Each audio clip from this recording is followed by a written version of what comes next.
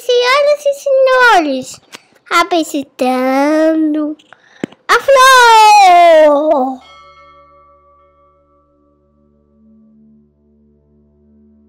Olá, eu sou Júlio Pompeu e este aqui é o episódio número 16 do Filô. No episódio passado, Sócrates vivia seus últimos momentos. Deitado à prisão, aliviado por ter sido liberto de correntes há pouco tempo, em volta seus amigos, discípulos, seguidores, pessoas amadas por ele e que amam Sócrates, pessoas entristecidas por viverem os últimos momentos de quem ama. Mas Sócrates, ao contrário, ele está feliz. Ele parece até, em alguns momentos, exultante. Isso contrasta muito com o sentimento daquelas pessoas. E daí começa a conversa. Bom, mas por que você está tão feliz? No episódio anterior, nós vimos alguns dos argumentos de Sócrates sobre a morte, um discurso de consolação sobre a morte, e que parte pela ideia da existência de uma alma que é independente do corpo de tal maneira que, uma vez perecendo o corpo, essa alma subsista a essa mudança, subsista ao desaparecimento, à decomposição do corpo, e que uma nova vida ou um outro tipo de vida para essa alma se inaugure a partir da morte. E um tipo de vida que para o filósofo não deveria ser entristecedor. Sócrates começa inclusive desejando a um poeta, mandando um recado a um poeta que ele toma por filósofo também, que o acompanhe em breve na morte, porque a morte, para lá, para muito longe, para muito além de ser algo triste para o filósofo, é de certa maneira até algo desejável. Deve-se viver, em parte, como quem morre. E o primeiro ponto que ele levantou para isso é a ideia dos opostos. A vida vem da morte, a morte vem da vida. Ele levantou também uma questão que nos ensina, para além do tema central do diálogo sobre a imortalidade da alma, um pouco do método de Sócrates de pensamento. Para nós entendermos alguma coisa pontual, é preciso sempre olhar para o macro, não para o micro, não para o ponto. A vida e a morte, como parte da natureza, como parte de tudo que existe, qual é a categoria de coisas as quais se encaixam vida e morte? E a conclusão que Sócrates chega é de que elas são o contrário. Assim como o prazer e a dor, a fome e a saciedade, uma ao contrário da outra, uma de certa maneira qualifica a outra, dá sentido à outra, e mais do que isso, como boa parte desses contrários da natureza, dos quais vida e morte fazem parte, de um deriva-se o outro. Mas aí chegou-se ao momento central da discussão. Tá, Sócrates, entendi a teoria dos contrários, entendi que a vida só pode vir da morte e a morte suceder à vida e por aí vai. Entendi a sua ideia de que a alma é separada do corpo, mas me diz uma coisa, Sócrates. Talvez a alma funcione como as roupas funcionam. A gente troca de roupa o tempo todo. Imagine que a roupa seja o corpo e o corpo seja a alma. Então essa mesma alma, esse mesmo corpo ao longo da vida, veste várias roupas diferentes. Essas roupas se decompõem, o corpo fica, mas tem um momento lá no final em que o corpo perece e um guarda-roupas até fica por um tempinho com roupas sem dono. Será que o mesmo não se sucede com a alma? Isso quer dizer o seguinte: tudo bem, Sócrates, os argumentos que você apresentou até agora, eles me garantem crer numa distinção entre corpo e alma, e talvez até numa permanência maior da alma do que do corpo. Mas nada disso me garante que essa alma um dia não venha a perecer. Pode perecer bem depois do corpo, mas nada me garante a imortalidade da alma. Ou seja, Sócrates, você ainda não chegou lá. E aí Sócrates apresenta uma série de argumentos muitíssimo interessantes. O primeiro deles, ele retoma uma ideia que ele já tinha apresentado em outros diálogos para falar de conhecimento. Aparece, por exemplo, num que nós vamos ver mais para frente, que será objeto de um episódio nosso aqui do Filô, com certeza. Mênon. Mênon é um diálogo sobre o conhecimento. Na verdade, o subtítulo é se a virtude pode ser ensinada ou não. Mas eu vou só repetir um argumento que vocês vão se lembrar mais tarde nesse episódio, quando nós tratarmos exclusivamente do Mênon. Mas aqui no Fédon, Sócrates coloca nesses termos. Olha, nós temos o corpo com os nossos sentidos e cada sentido do corpo é porta para um tipo de aprendizado, para um tipo de apreensão de coisas do mundo.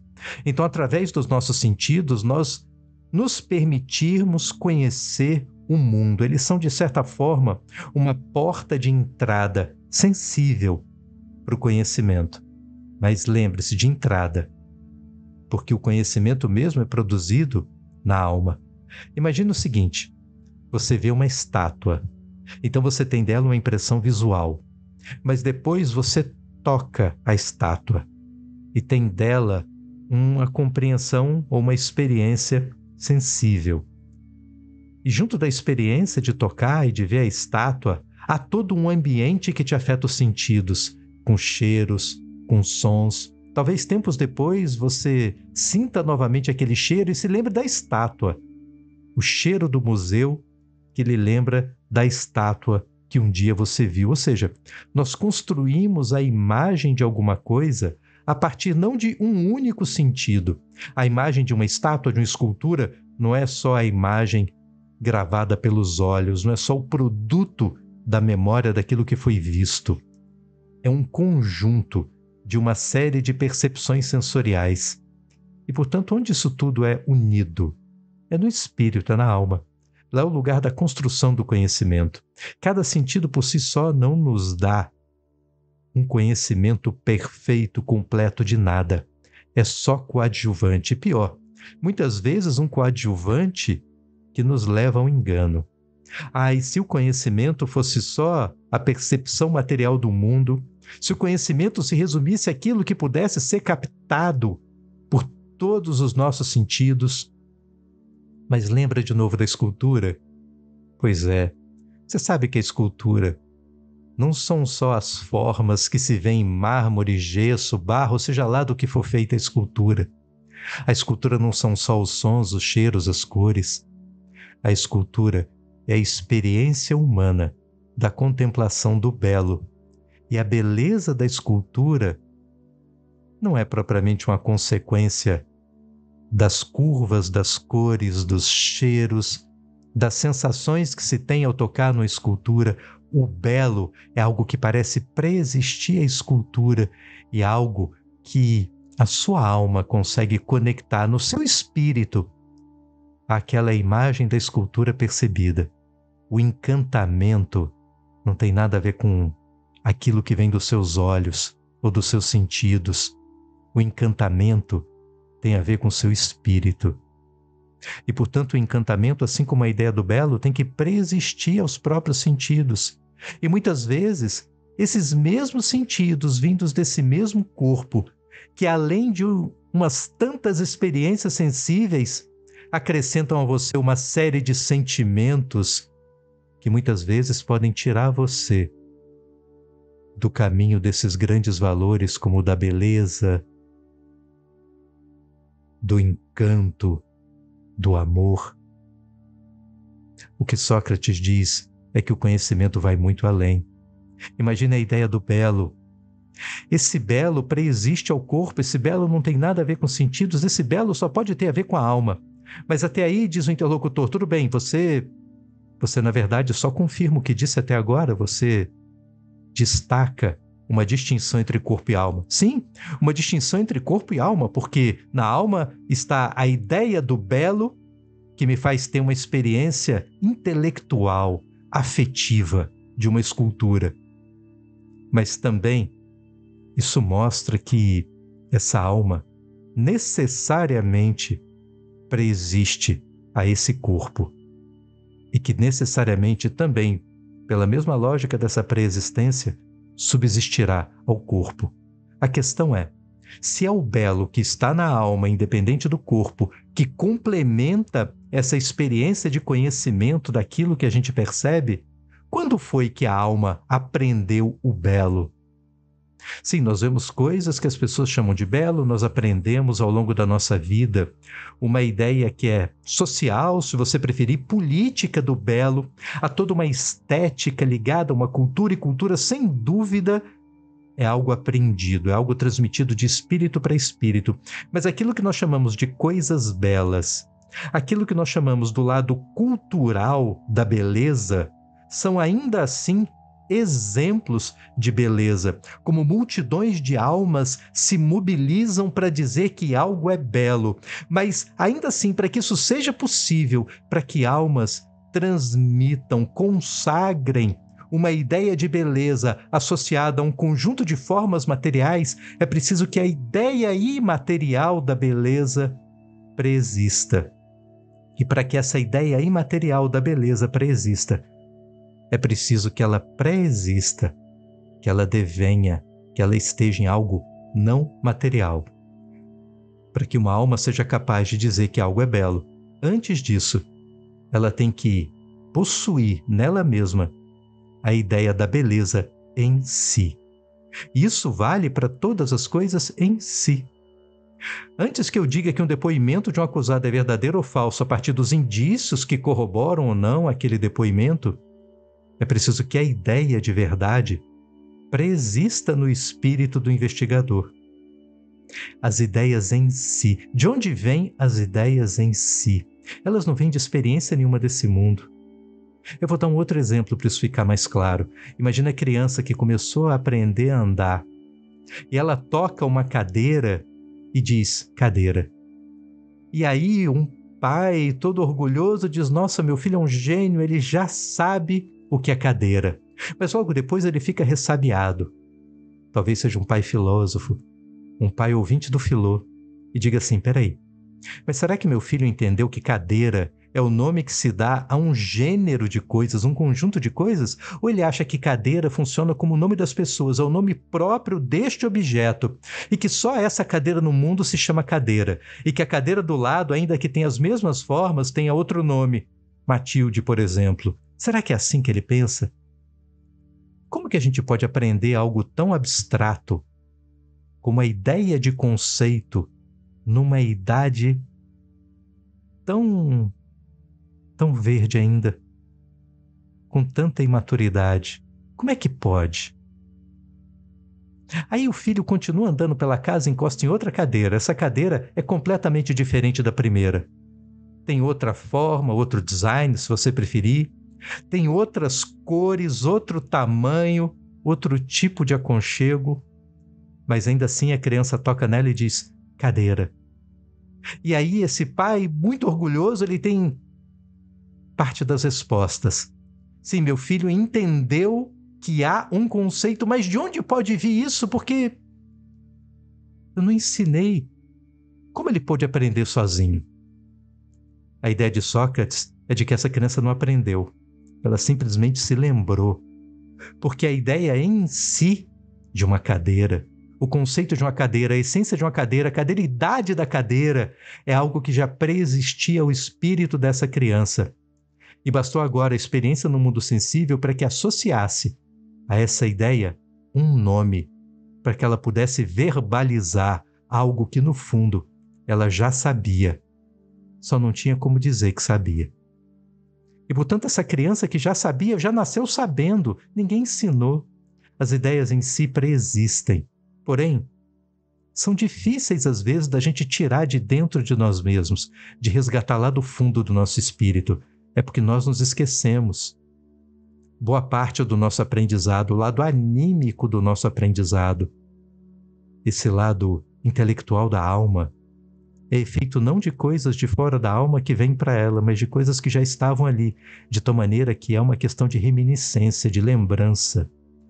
E as afetações do mundo físico, as provocações sensíveis, só atiçam a nossa memória, só atiçam a nossa lembrança. Essa é a base anímica de fundo que nos permite dizer o verdadeiro e o falso, o certo e o errado, e entender as coisas a partir de um sentido que vai muito além do sensível. Se essa alma já vem com repertório, já vem com conteúdo, é porque ela tem que preexistir aos sentidos que são do corpo. Mas continua depois? Sim, para Sócrates, necessariamente, ela continua depois. Sócrates faz um longo discurso associando mais uma vez essa alma ao corpo e dizendo, olha, o corpo é de natureza diferente, lembra do método? Vamos linkar com categorias de coisas. Há coisas do mundo que são perecíveis e que podem ser decompostas, que podem ser separadas, que podem ser divididas. No caso do corpo, o corpo pode ser dividido, não só intelectualmente entre cabeça, tronco, membros, mas inclusive você pode retirar partes do corpo e ainda assim o corpo subsistir, o corpo continuar. Se Sócrates soubesse do que sabemos hoje de biologia, poderia até usar outro tipo de conhecimento. Imagina que no seu corpo as células vão morrendo e sendo substituídas por outro. O tempo todo o seu corpo gera células, o tempo todo o seu corpo testemunha a morte de células. De tal forma que em algumas décadas, em coisa de 20 anos, não há no seu corpo uma única célula que estava aí quando você nasceu. Todas são células novas. Apesar de todo o corpo ter se renovado, como uma roupa, por exemplo, ainda é você. Algo permaneceu para além do corpo. O conhecimento é só uma pista de que algo permanece além do corpo, que algo já existia além do corpo, de que a alma faz parte das coisas diferentes do corpo, que se decompõe e perece. A alma faz parte daquelas coisas que não se decompõem, que não podem ser divididas. Ela é uma só. E das coisas, portanto, que também permanecem, permanecerão depois. Mas Sebes, que levanta essa série de questões para Sócrates, ainda continua cético, ainda continua não crendo. Mas como assim, Sócrates? Talvez, repito o argumento, pode ser só que a alma seja um pouco mais longeva que o corpo. E aí Sócrates diz, olha, o corpo não perece assim que a vida se esvai. Os ossos ficam, cabelos ficam por muito tempo, unhas permanecem por tanto tempo, o corpo, ele se decompõe aos poucos. Você acredita que a alma, para existir, precise mesmo do corpo de tal maneira que uma vez que haja morte, essa alma vá se decompondo lentamente assim como o corpo, de tal maneira que enquanto houver ossos haverá alma, e portanto dos esqueletos de dinossauros que encontramos talvez ainda exista a alma de um dinossauro ali, a alma de um tiranossauro no museu, porque os ossos ainda estão ali e ela tem alguma matéria para se apegar. E ele dá o exemplo da lira, Sebes dá o exemplo da lira. Veja, Sócrates, você falou que a partir da existência das ideias em si, das coisas em si, que elas são independentes. Pois bem, então olha o exemplo da harmonia.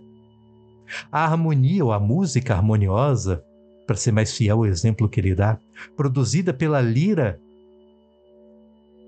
eu não sei se ela subsiste se a lira for quebrada. Enquanto eu toco a lira, enquanto eu atiço a corda, faço vibrar as cordas de uma lira, produz um som, produz harmonia. Mas assim que a corda para de vibrar, desaparece. E assim que aquela lira se arrebenta, imagina que naquele tempo não se produziam liras em escala industrial, com a precisão de máquinas, de engenhocas, de computadores. Era todo trabalho manual, de tal maneira que cada lira, para quem tem ouvidos sensíveis, tem um som próprio, um som único, de tal maneira que a harmonia daquela lira, aquela lira quebrada, jamais será reproduzida novamente, porque não se consegue artesanalmente produzir duas liras exatamente iguais, que produzem os mesmos sons e harmonias, de tal maneira que uma vez perecida aquela lira, desaparecerá completamente toda a harmonia do mundo capaz de ser produzida por ela. E Sócrates diz, bom, há uma diferença entre a lira e a alma, de tal maneira que o seu exemplo não se aplica. Mais uma vez, é Sócrates jogando para a questão de a que categoria pertence as coisas. Será que a lira pertence à mesma categoria do corpo e a sua harmonia pertence à mesma categoria da alma? Bom, que a lira pertença à mesma categoria do corpo pode ser aceitável.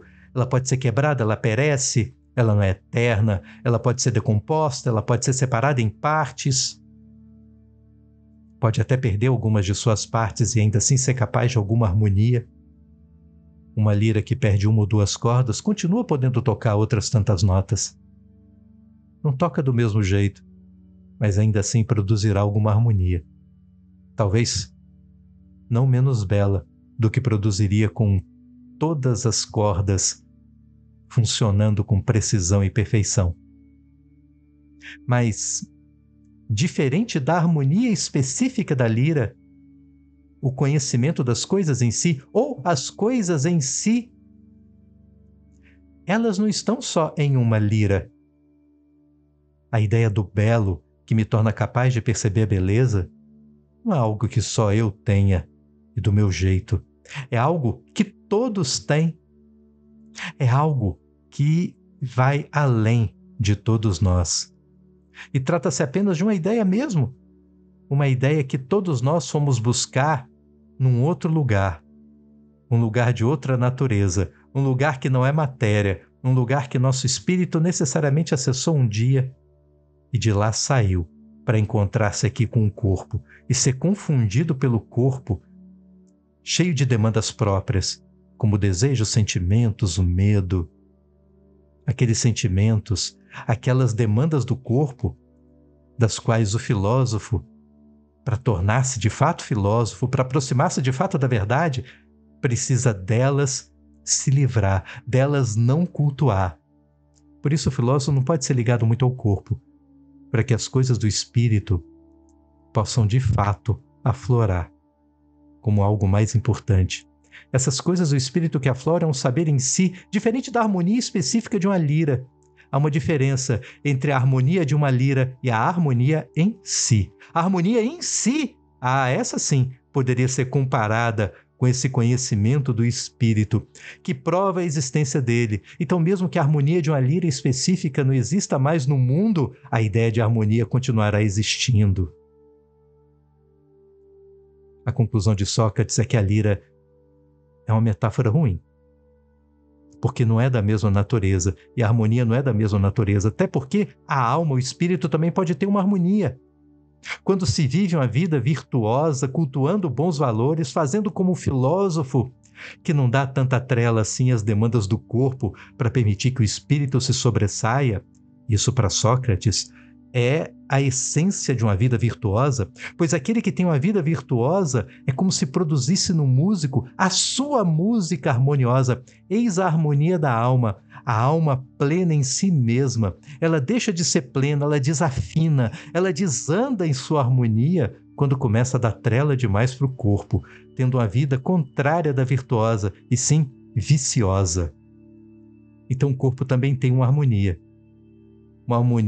que é medida por um estar de acordo com o conhecimento das coisas em si, ou estar em desacordo ou distante do conhecimento das coisas em si. Talvez essa seja, de fato, a boa comparação em termos de harmonia do corpo. E mais uma vez, essa harmonia só existe porque existe o harmônico em si, o belo em si, coisas que são de outra natureza e que a alma acessam.